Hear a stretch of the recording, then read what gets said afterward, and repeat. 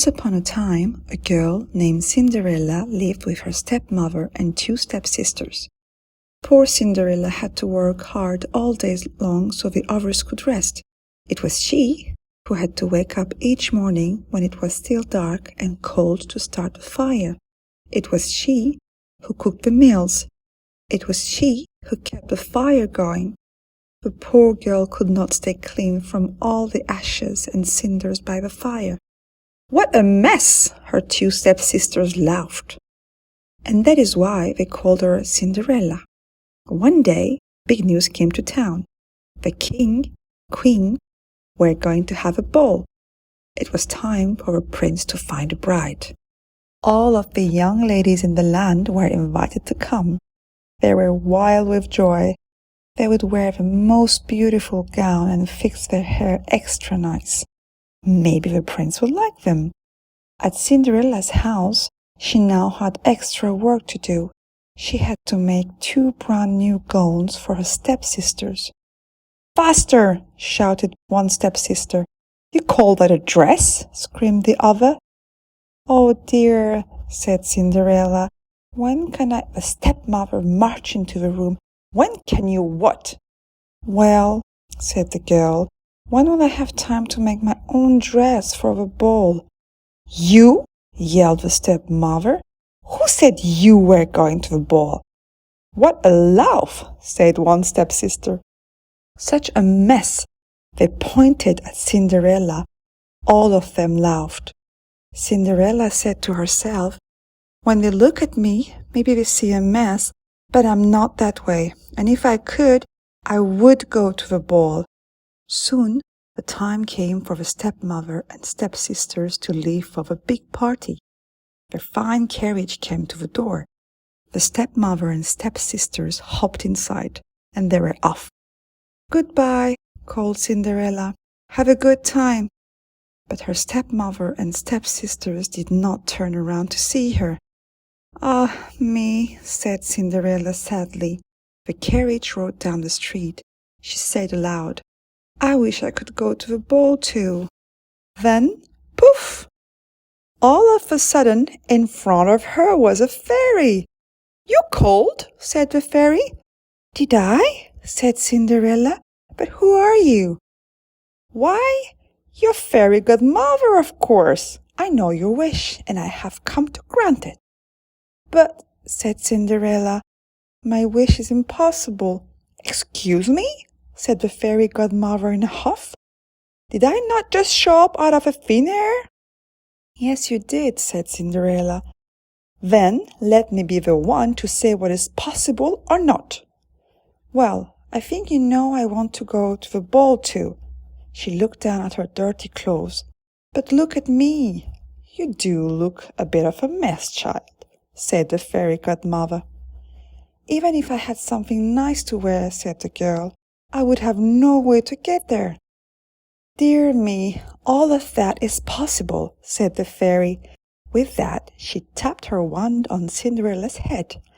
At once, Cinderella was all clean. She was dressed in a beautiful blue gown. Her hair was set up high on her head inside a golden band. "This is wonderful," said Cinderella. "Who said I was done?" said the fairy godmother. She tapped her wand again. At once, a beautiful carriage came to be, with a driver and 4 white horses. "Am I dreaming?" said Cinderella, looking around her. "It is as real can be," said the fairy godmother. "But there is one thing you must know." "What is that?" "All of this lasts only to midnight. Tonight, at the stroke of midnight, it will be all over. Everything will go back to how it was before." "Then I must be sure to leave the ball before midnight," said Cinderella. "Good idea," said the fairy godmother. She stepped back. "My work is done." And with that, the fairy godmother was gone. Cinderella looked around her. Did that even happen? But there she stood in a fine gown and with a golden band in her hair, and there were her driver and 4 horses before her waiting. "Coming!" called the driver. She stepped into the carriage, and they were off. Over at the ball, the prince did not know what to think. "What do you have that sad look on your face?" the queen said to her son. "Look around you. You couldn't ask for finer maiden than this." "I know, mother," said the prince, yet he knew something was wrong. He had met many of the young women, yet after he said hello one by one, he could not find nothing more to say. "Look," someone pointed to the front door. "Who is that?" All heads turned. Who was that lovely maiden stepping down the stairs?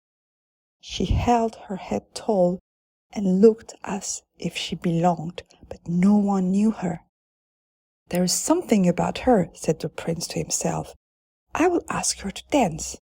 And he walked over to Cinderella. "Have we met?" said the prince. "I'm pleased to meet you now," said Cinderella with a bow. "I feel as if I know you," said the prince, "but of course that is impossible." "Many things are possible," said Cinderella, "if you wish them to be true." The prince felt a leap in his heart. He and Cinderella danced. When the song was over, they danced again, and then they danced again, and yet again. Soon the other maidens at the ball grew jealous. "Why is he dancing all the time with her?" they said. "How rude!" But all the prince could see was Cinderella. They laughed and talked, and they danced some more. In fact, they danced for so long that Cinderella did not see the clock. "Dong!" said the clock. Cinderella looked up.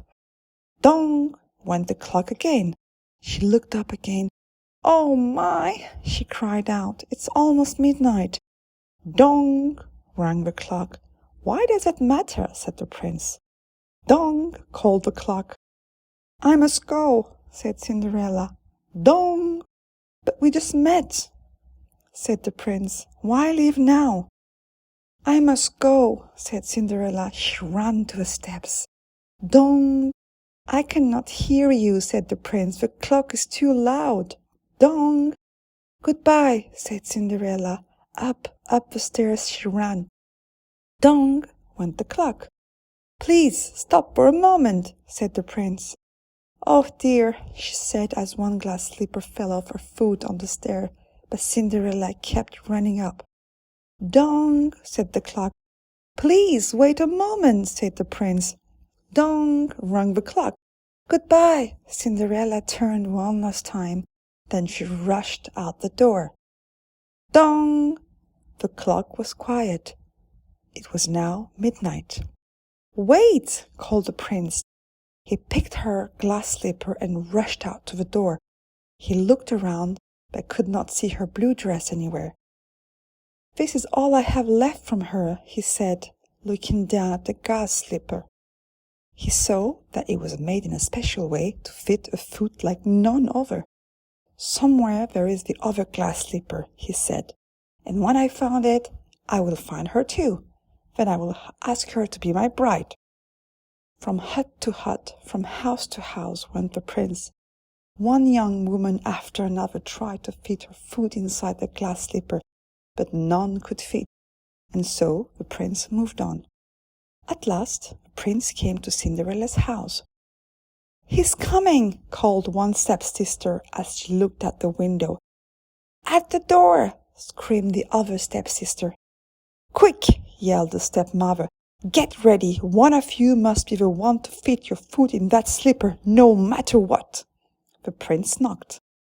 The stepmother flew open the door. "Come in," she said.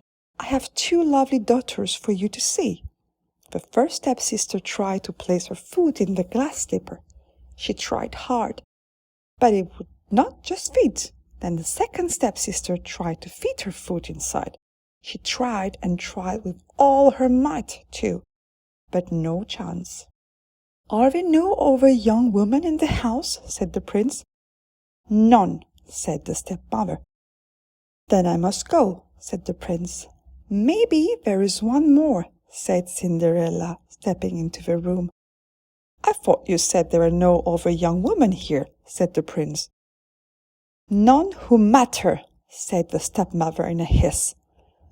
"Come here," said the prince. Cinderella stepped up to him. The prince got down on one knee and tried the glass slipper on her foot. It fit perfectly. Then, from her pocket, Cinderella took out something. It was the other glass slipper. "I knew it!" he cried. "You are the one!" "What?" shouted the stepsister. "Not her!" screamed the other stepsister. "This cannot be!" yelled the stepmother.